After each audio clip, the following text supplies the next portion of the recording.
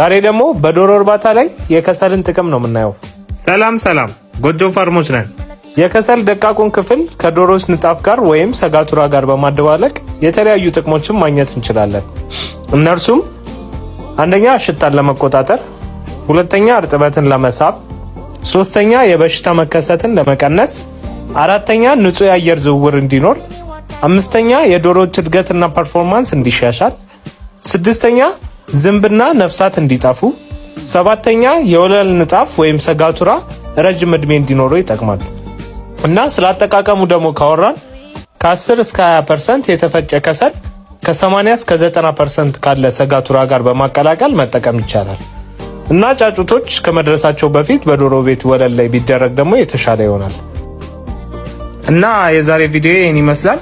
እናንተም ደግሞ እርጥበትን ለመቀነስ ምን አይነት ሜካኒዝም ተጠቅማችኋል የሚለውን አጋሩን ኮሜንት ላይ። ይመቻችሁ። ፎሎ ማድረጋችሁንም አትርሱ።